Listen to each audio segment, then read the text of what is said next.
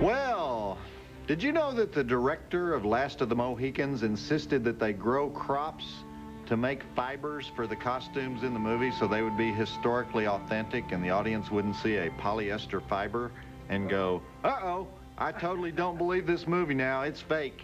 They didn't have clothes like that. Phony Indians. Also, he wanted all the Indians to speak the real language, which was great for all the Hollywood Indians, because from this movie and Dances with Wolves, they all learned enough authentic Indian dialect to get through any audition, you know, because they go in for Dr. Quinn, Medicine Woman audition, and the casting director says, do you speak Navajo? And they go, sure. And they say a line from Last of the Mohicans. You know, next week, do you speak Cherokee? Sure. They say the same line from Last of the Mohicans. Anyhow, I'm Joe Bob Briggs, and while they're listing all the people who actually worked on the Last of the Mohicans, all the wardrobe farmers, I want to remind you that next week on this week, tonight on Monstervision, we have the entire Beastmaster trilogy. The Beastmaster, Beastmaster 2, Through the Portal of Time, and Beastmaster 3, The Eye of Braxus. And Mark Singer talks to the animals. As you know, he's been talking to the animals for the last 10 years at TNT. But tonight's special because it's Animal Rights Night on Joe Bob's Summer School. And joining me will be a pet psychic. Yeah. Really, an animal behaviorist, a ferret rescuer, a bunch of ferrets. Now, why do we have ferrets, class? In honor of Kodo and Podo, the two ferrets in the Beastmaster trilogy, the adorable little pet rodents of Mark Singer. You know why I know their names are Kodo and Podo? I've been working for Ted Turner too dang long, that's why. Phew. This is long credits here. Yeah. Kodo and Podo, my butt. I don't care about Kodo and Podo. Watch Monstervision. See Monstervision host Joe Bob Briggs next on TNT.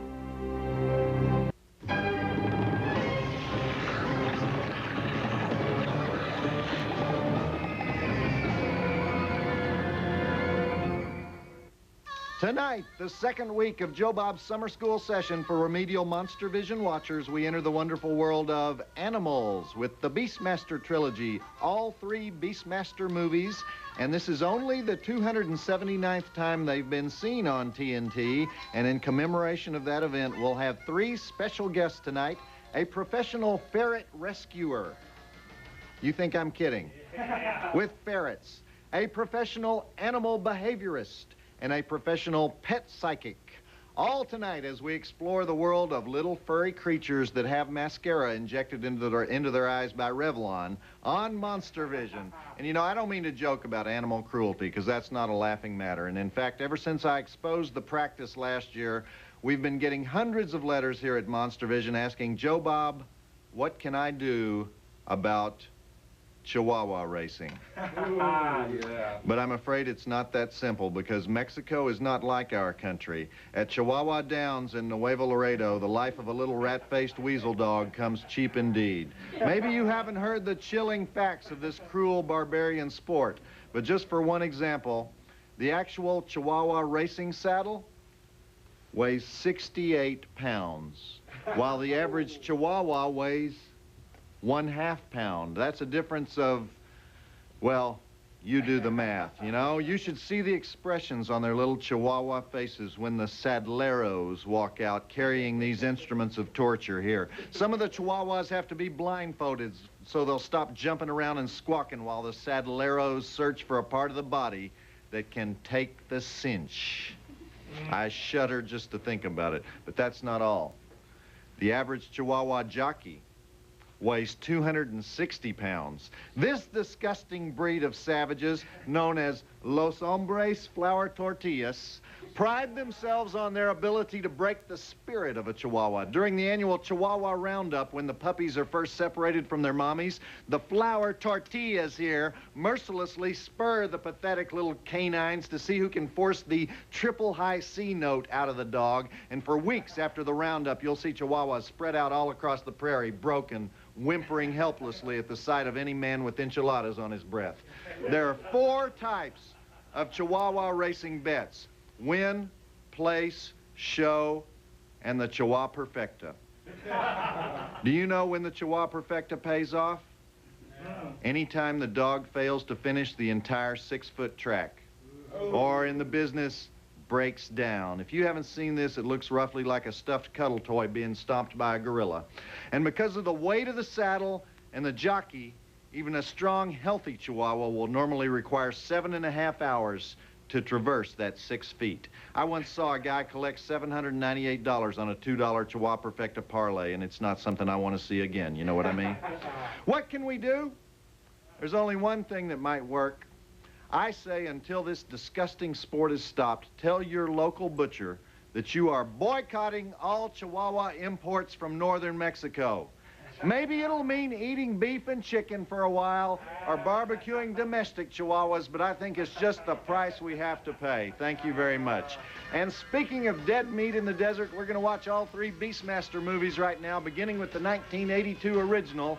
And all 3 star, of course, Mark Singer, the poor man's Conan the Barbarian. Mark talks to the animals, uses his ESP so he can see through the eyes of a falcon and communicate with ferrets and a big old panther while wearing those little loincloth pants and those thongs on his arms. And, of course, because he loves the animals so much, enormous numbers of people die grisly, horrible deaths in the movie. It's a sweet little movie, and we'll do the drive-in totals later. 4 stars, The Beastmaster. Check it out. And then we'll be visiting with a ferret and his master and 2 other animal experts as the night presses on. Back to Monstervision host Professor Joe Bob Briggs and Beastmaster on TNT. So the Beastmaster is saved by the faithful dog with an arrow sticking straight out of its side. The only dog in history who doesn't try to rip the arrow out with its teeth. So it's pretty good so far, don't you think? And of course, the most adorable part of it is the ferrets, Kodo and Podo. Is that right? Well, to help us out with understanding just how intelligent ferrets are, we have a ferret expert with us tonight. Let's welcome her now, Patricia Israelson, better known as Patty. Hi, Patty. And, hi. And hi, who's this? We have Circe. Circe is 1.5 years, and she's a rescue who came into the shelter and now lives with us. And looks like either Kodo or Podo. Yeah, she does. That's why I brought her with me, because she does look like Kodo and Podo, and she's just as mischievous. And this is a 6-week-old baby, and I brought him with me because he's got unusual coloration, and I wanted you to see, you know, the size difference from 6 weeks and on up. How old is Kodo? Circe. Circe. Circe is about 1.5 years. She's excellent. She actually is my granddaughter's ferret. Great. And she plays with my granddaughter's 16 months, and she plays with her, chasing the balls through the kitchen, and then the baby picks her up and hugs on her and puts her down, and they run and play tag, and they're really wonderful. Now, let me ask you this. Sure. You've devoted much of your life to rescuing ferrets, right? Well, a few years to it, yes, I have. And why do ferrets need to be rescued? Well, what happens is that for reasons, many different reasons, people can't keep them as their pets. They're being transferred to a state where they're not allowed, such as California. There's a ferret ban in California? Yes, there is. Why? They are illegal. I guess I'm not sure what it's all about. It has to do with politics. And the Fish and Wildlife people out there just don't think Californians have the right to own ferrets, and they feel like they should tell everybody what they can and cannot have, which is unfortunate, because this animal has been domesticated much longer than the cat or the dog. And what does the ferret kill that they don't like? Is it that they kill something in the wild? I guess maybe it's because they eat dry cat food. I have no idea. Oh. No, there are no wild ferrets. These are not wild animals. They do not kill, per se. They cannot survive in the wild. If somebody were to take this animal and turn it loose, she would be dead in 3 days. Yeah. She would not survive. Well, let me ask you this, because we're watching you've been watching this movie. Yes. Are ferrets really that smart? Yes. They are very smart, and they are very mischievous. It's like having a 2-year-old. And are they really thieves? Yes, they are. Yes, I could tell you some very interesting stories about how there was one lady had bought a dust mop to clean her house, and the dust mop disappeared. So she assumed it was her children who had taken it out in the yard to play horsey with it, as they did, and they always broke the dust mops. So she was, a few days later, she was cleaning under her sofa, and she found a hole that was in the backing under the sofa, and looked, and sure enough, there was her dust mop, and the ferret had taken the dust mop, dragged it underneath the sofa, and shoved it up in there. Yeah. And what are they, like, this one is like really curious and running all over your back and looking at she everything likes right her here. shiny bola. What's she thinking? What is she thinking? Yeah. I would like to go explore. Yeah? Okay. If I put her down, she would go around the perimeter of the room, checking everything that she could find, every little nook and cranny, to see what she could get, to see what she could steal, to go take and put it in a corner, and then come back and get something else. Okay, they don't bite, do they? No, they do not bite. So, but they have claws. Well, they have claws, but her claws have just been trimmed. Well, they still...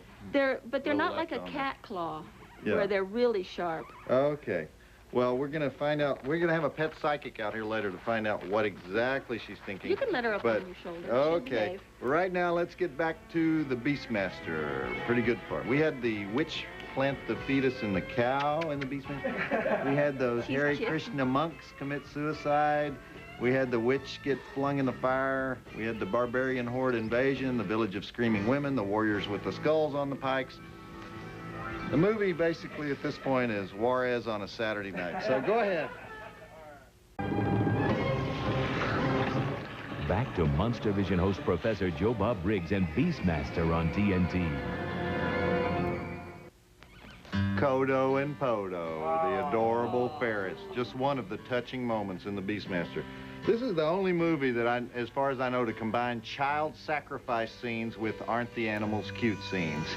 It's a movie that can be loved equally by the Michigan Militia and the Westminster Kennel Club. And speaking of adorable ferrets, we have our own ferrets here with us tonight. And co-hosting Monstervision with me is ferret lover, ferret expert, and ferret rescuer, Patty Israelson. Patty, we got two new ferrets here, first of all. Yes. Who are these? This is Penny. And I brought Penny, and this one is Sam I Am Yeah. with me. These are both rescues that have come into the shelter. When Penny came, she didn't have any hair on her, and she had ant bites and flea bites all over her, and I wasn't sure what color she was. And when she got her coat in, I realized that she's what we call a cinnamon or a butterscotch ferret. Circe, that you're holding, is a sable. Sam I Am is a silver mitt, and the little baby that you've got making himself comfortable there in your vest is a striped. Yeah? Well, now, Patty, when you say that these come to you, that you find them somewhere. You don't find them in the wild. No, they are not out in the wild. You find them where? Animal rescuers will get them from animal control agencies where they have gotten out of their house or their home, or ignorant people will take them and just turn them loose thinking, oh, well, he'll be better off in the wild. So they're just running down the street or something, huh? Yes, and literally, of course, yes. Well, let me ask you sometimes. this. We get our verb ferret, right, from the activities of a ferret. Because if you're a good lawyer or a good reporter or something, you can ferret things out, right? That's right. And they are... They do that? Do are they dig? diligent. Yes, they will dig, but they are diligent about figuring out a way to get into something that they're not supposed to be doing. Yeah. Whether it's... Well, they seem kind of nervous. I mean, do you spend quiet evenings at home with your ferrets? Well, Or yes, yes. I have ferrets that just will, like Penny and Sam here, that will just curl up in my lap and just sit and watch TV with me. Yeah? Oh, we Can love you, watching like, take them? Beastmaster. Can you take them out? Will they go to the mall with you? Yes. Yes, I could take them to the mall. I've taken them into restaurants in a bag that people didn't know I had it. Otherwise, they would have asked me to leave. Mm-hmm. Yes, well. All right, we're going to get back to the Beastmaster now, starring Mark Singer in the biggest role of his life. And the movie he made before, If Here. You Could See What I Hear. Yeah, why don't you take that one, because you don't want to ferret that low. But anyway, if you can see what I hear, which is the heartwarming cult classic where he portrays the blind guy who learns to drive a car. Okay, roll it.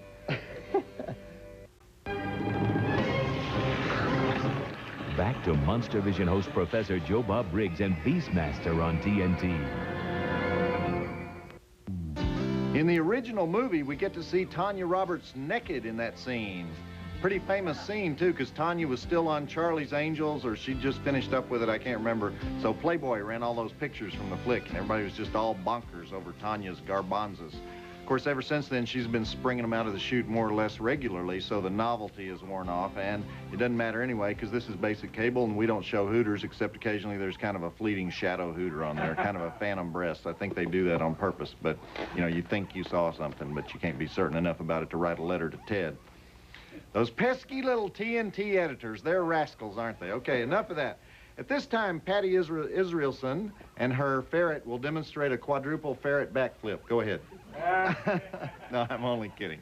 They are very I liberal. noticed that. Do they do any tricks at all? Can Yes. They do? Yeah? Yeah, they'll sit up and beg. They can come when you call them, if they feel like it. If they feel like They it. feel Well, like it. They're we like a 2-year-old, See, really. we're going to have an animal behaviorist out here in a minute, so we'll see if we can teach them to heel. Will they heel? No, they just kind of trot along your side, I guess, or out in front checking to see what they can find. Okay. All right. Back to the Beastmaster. That was a short break. How about a little child sacrifice? Maybe we could teach, you know what you could teach a ferret to do? Fetch slippers. Can they Yeah, fetch they do. slippers? Yes, they do. The slippers of a midget, though. No, no. They could get large ones in their mouth? Yes, I had a ferret. Her name is Misty, and she was as big as, well, she was this color, but she wasn't as big as he is. And I was working on my computer, and my feet were cold, and she came in, and she sniffed my toes, and she went, ooh. Well, she kept all my slippers. And that's not fetching slippers. That's stealing slippers. Yes, that's her first priority in life, was stealing the slippers. Well, she went to wherever she kept them and came back with my slipper and put it right there at my feet, and I put it on, and she danced. She was real happy that she had done that for me. Yes. Oh, wait a minute. We have one more ferret. Yes, we do. Right? Yes, we do.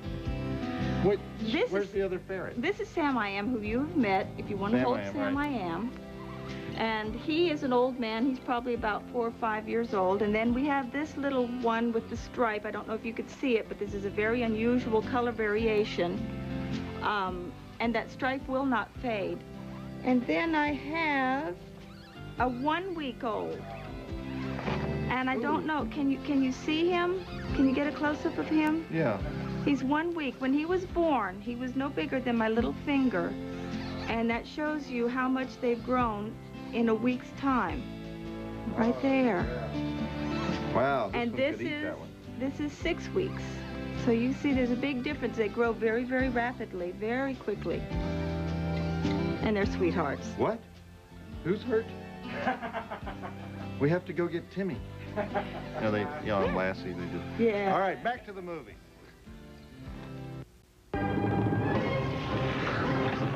Back to Monstervision host Professor Joe Bob Briggs and Beastmaster on TNT. The great Rip Torn as the evil priest. And now joining us, in addition to our ferrets and our ferret expert, Patty Israelson, is animal behaviorist Diane Arrington, who for many years has been teaching people how to get their animals to do what they're supposed to do without hurting them. And Diane, I didn't want to tell you about this. I guess you didn't see the torture collar that Patty uses to control that ferret. I'm only kidding. Diane, do you think your dog or your cat, whatever, knows what you're saying to it? I think they read your body language better than we read theirs, yeah. Yeah? Yeah. And can you say you can always get a pet to do what you want it to do, right? Well, no, not always. I mean, there's education. I think more of it is getting them to not do what you don't want them to do, like chew your couch. Oh, you know what? I read in your biography that you're an expert on inappropriate feline elimination. Yes. Ooh. I know. I don't even want to think about I it. know, Is but that like a major problem? it's You have the a most lot of common. people. feline Yeah? problem, yeah. And you can train them right out of those bad habits, Turn them huh? back into the box, yes. Yeah, but how do you make your furniture smell decent? Oh, there's stuff. There's stuff. There's all kinds of stuff. Okay. Well, now, don't pets just wake up some days and they're in a bad mood and they just say, I don't feel like fetching No, I don't anything think today? so. Or, no? No. No, they're I the don't think same so. every day. They don't have moods. Well, yeah, I don't know. Yeah? I don't know. Who knows? Does a dog Well, get a you headache? would know, Does a dog Diane. get a headache? How can you research? Hello, doggy, Yeah. do you have a headache? Yeah. That's pretty hard to research. But you don't find that they're different on different days? Yes, and usually, if there is a change, it would have to do with the weather, usually. Oh, They get okay. pretty charged up when the weather changes. Now, I noticed that you've worked a little bit with animals in films, right? Yes. Uh-huh. And what if the director, wants the animal to do something that's totally unnatural, like a triple reverse somersault into a mud pit or something? Well, if it's not possible, we can't. Well, not just impossible, but just something that the animal wouldn't naturally do. I mean, sure, directors will ask actors to do anything, so I'm sure they'll ask animals to do anything too. Yes, and probably the key thing is to make sure that it's going to be not unkind or inhumane. And beyond that, there are certain instincts you can train them to override. You know what they do when they want to do something kind or inhumane? They go film in Spain. I know. It's true. I mean, it's true. You know what Robert Mitchum always said, though? The greatest actor that ever lived was Rin Tin Tin. Robert Mitchum really believed that. And but Dallas is kind of known for animal actors because you're from Dallas, and Benji is from Dallas. Probably one of the most, not the most famous, but one of the most famous film dogs. And Benji had his own trailer when they would film those things. I can actually see how you might want that. I mean, would you want that for your sure. animals? An air-conditioned trailer, the animal's going to be in a better mood. It's more likely to do what you want. Right, and he'd bring bottled water, Benji's own water, so he wouldn't get sick. Yeah. And there were a number of Benjis. But yes, your own trailer is always nice. Sometimes they always would be come there. back from lunch and the crew would they had a stunt Benji, what they would use for lighting, because Benji would get tired if you just made him sit out there for hours. So sometimes they'd come back from lunch and the crew would have the stunt Benji wedged under a wheel of the car because Benji had his own air-conditioned trailer and it was 120 degrees. Anyway, I'm joking around. But Diane really is well known for eliminating the choke collar in the training of dogs, and it's a big change in how we treat pets, and you got to be proud of that, right? Yes, and it took a lot of years to develop it, and we are pretty pleased. It's pretty smooth, and I think they learn better, they learn faster, and they retain their original temperament and spirit. And is that pretty true across the board, across America now, that they train without the choke collars? No, or is it not still... yet. No? We're working on that. Okay. We're working on training on harnesses. Because Okay. there is still wide use of the choke collar. Okay, well, stick with us for another segment. And how are the ferrets doing, Patty? She's suffering a case of hiccups, but other than that, she's doing fine. Okay, all right.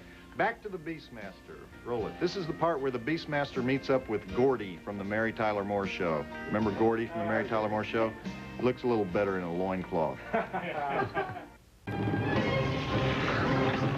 Back to Monstervision host Professor Joe Bob Briggs and Beastmaster on TNT. I'm getting a little sick of these guys planning new journeys all the time. They were going to Iraq. Now they're going to R, and the whole point originally was go to the land of the Juns. So let's make up your mind. How about it? There's way too much plot getting in the way of the story here. Go save Tanya Roberts, get that over with, and get your hiney back to the good stuff. Rip Torn is killing people. All right, we've got Patty and Diane still here with us, and Diane, you've brought us the most well-behaved animal in the universe, I understand, because you're an animal behaviorist. No, that would be this my is your dog, but she can't come today. So this is not your dog? No. Who is this? This is our little demo dog. Her name is Katie. A demo dog? Yeah, demo dog. Well, the demo always crashes. Yeah, I know. Want to see how she catches? Watch. Catch. See? She's perfect. Katie, catch. See? It's perfect. Want to see her roll over? Yes. Katie, sit. Good. Down. Atta girl. Okay, roll over. See? Good girl. She does it really fast. She does it really fast. So. Oh, yes. Well, can't see she's her. young yet, right? Yeah, she's 10 months. She's... Okay, Diane, we're losing all faith in you. And Diane is going to stick around with us. We'll talk some more about animal ESP. We also have a pet psychic joining us later. And we've bonded with the ferret. Now we're going to work with the dog. Roll it. Back to Monstervision host Professor Joe Bob Briggs and Beastmaster on TNT. Mark Singer is the barbarian you could take home to Mom, isn't he? No matter how many people he kills, he always wipes that blood off his glistening chest and combs his hair and grins at Kodo and Podo. If the barbarians had a Kiwanis Club, Mark would be the president, wouldn't he? All right, I'm here with Patty Israelson, ferret expert, and Diane Arrington, animal behaviorist. And Diane, obviously they exaggerate stuff in the movies, but do you know any real stories about heroic things that animals have done for their owners? Will they do those things? Yes, they will. And I do know 52 or more. And they're in a book. But this Oh, book you have is a not book published about yet, it? Yeah. Animal Heroes? Yeah, it's called Seventh Sense. Yeah. And it's true unsolved mysteries from the world of animals. And Yeah. it's not just dogs and cats.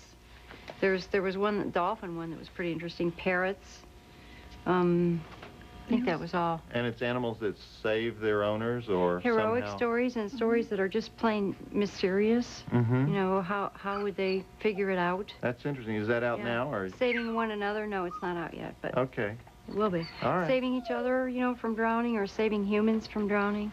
That's great. What about ferrets, Patty? Have they ever pulled anybody out of a lake when they were drowning? I don't think so. No, but I did hear of a pig, a potbelly pig, recently that had just rescued its family from when their house was on fire. It alerted the family so they all got out. Right, I heard about that. Wow, Yeah. a heroic pig. You know how women always say that men are dogs? Like this. I don't think that's an insult. I think dogs are very loyal creatures, right? Why do they say that? I don't know. I don't know. I mean, my husband's great. Okay. I call him a dog. Well, if I they thought said... it was the other way around. I thought men always called women dogs. Yeah. No, women call men dogs. Now, if they said men are rabbits, I'd know what they were talking about, okay? Anyway, let's get back to the movie. This is a long movie. Fortunately, ferrets have a long attention span. Dogs have a short attention span. Maybe that's what they mean when they talk about men being dogs. Back to Monstervision host Professor Joe Bob Briggs and Beastmaster on TNT. Well, we just watched my favorite part of the movie where they put the leeches in their brains and create those crazed leatherhead people. I guess you gals are both members of PETA, huh? No. No? No. They're a Just- little radical. well, do you know anything about PETA? Would PETA try to protect every animal, like leeches? I think so. Probably. Yeah? Catfish, cruelty to catfish. PETA Well, would be on that case, right? Anti-catfish cruelty. Yeah. I think anything that would be endangered, I'm sure, Yeah. that they would protect. Oh, they but- go much further than and that. even beyond, yes. Yes, Yeah. they can go to the extremes. Last year I unfortunately. was in Siberia. You were not. I was too. It's a true story. And I noticed that every single person at dinner one night was wearing fur. Every person, all fur on their bodies, fur on their heads. And I said, have you guys ever heard the animal rights movement in America? And they said, no. What's that? And I said, well, they don't think you should wear fur. And they said, why? And I said, because you don't think you should kill animals for fur. And they said, why? And I said, I don't know. And then this big Russian guy says, is this a movement of emancipated American woman? And I said, yeah, I think so. And he says, I understand. End of conversation. Yeah. So, all right, I appreciate you both being with us. Thank you, Patty. Sure, thank you, thank you. Diane. You're welcome. We have pet psychic Richard Berman coming out a little later, and right now we're going back to the movie. Roll it. Do you wear fur, either one of you? No. Um, And I don't buy leather. Would you I admit have, it if you had? I have a sweater that I had got that Yeah. had little balls of fur on it, and I was at a dinner with my husband, and some people had seen me on TV, and they asked me what those were, what they were made out of, and I told them ferret, and they just about had a fit. Oh, wow. Yeah, I used to say that these boots were made of endangered species, and people took me seriously, but it's actually made of shark. They're not endangered. I know. Back to Monstervision host Professor Joe Bob Briggs and Beastmaster on TNT. One of the little ferrets died, didn't it? The cute little ferret died in order to save the life of the Beastmaster. Fell into the sacrificial fire with the evil ripped horn. And see, that's why we had to get rid of our ferret here before we showed that sequence. Didn't want the ferret to see that. But now, finally, the confrontation with the Jun hordes thundering over the plains on their way to the Pyramid City. And this really is the final sequence in the movie, the conclusion of the Beastmaster. And for those of you who are taking notes, you know, I didn't do the drive-in totals at the beginning because we had so many guests tonight, so I'll do them now. We have 105 dead bodies in this movie.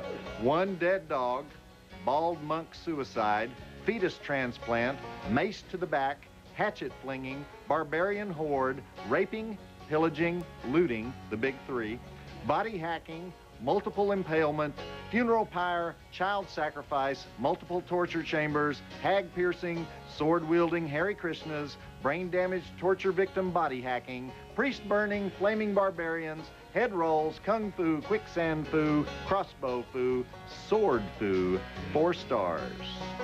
Go. This is actually the 834th showing of the Beastmaster on TNT. I was wrong before. We undercounted by about 57. We don't think we've done enough to popularize the ferret as a household pet. Monstervision Summer School on TNT is brought to you by Propecia. Talk to your doctor today.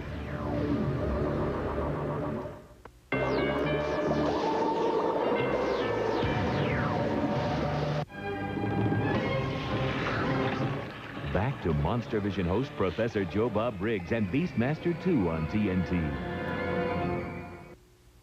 The Beastmaster, a modern classic. I really do think it's better than Conan the Barbarian, even though Don Coscarelli, the director of the Beastmaster, totally disavows it. He's ashamed of it. Don Coscarelli, who of Phantasm fame. All right, we have 2 more Beastmaster movies tonight and a visit from renowned pet psychic Dr. Richard Berman. But I want to remind you that next week my special guest will be Wes Craven himself, the master, and we'll be showing 2 of his best flicks, Wes Craven's New Nightmare, followed by The Serpent and the Rainbow, and it's Philosophy Night in honor of Wes's past life as a professor of philosophy. We'll both be lecturing on philosophy next week. And then 2 weeks from tonight, we have Ice-T for Black Studies Night. Ice-T is going to be here with one of his movies. It's not too late if you're not enrolled in Joe Bob's Summer School. Just go to the website and find out how you can take the test that will result in a Joe Bob's Summer School diploma, good for 3 credit hours at Jefferson Davis Vocational Technical High School in Bogalusa, Louisiana. But in order to do that, you've got to watch all, or at least most, of the 10 weeks between 4th of July and Labor Day. Otherwise, you won't be able to answer all the questions on the test. All right, we're going to go ahead and roll Beastmaster 2 through the portal of time. Now, remember, this one was made 10 years after Beastmaster 1. Mark Singer doesn't look a lot different. He might be a little beefier. But I'll tell you the story of how this sequel happened at the first commercial break. For right now, I'll just give you the vitals on it. We have 49 dead bodies, 2 motor vehicle chases with explosion, hunchback zombie cannibal swamp thing, laser fireballs, avalanche, sword fighting, face-eating tiger, arrow through the throat, face-chewing eagle, Mazda Miata worship, Kung Fu, Ferret Fu, Zoo Fu. 2 stars on this one, and I'm being a little generous. After you've seen the original, you just can't deal with pale imitations. But check it out, and we'll see you throughout the movie. And also, we're going to be communing with a dog during the movie, thanks to crack pet psychic Dr. Richard Berman, who at this very moment is right here getting ready to communicate with the animal. What if we read the dog's mind and he's thinking, wow, get a load of Ernie's leg over there.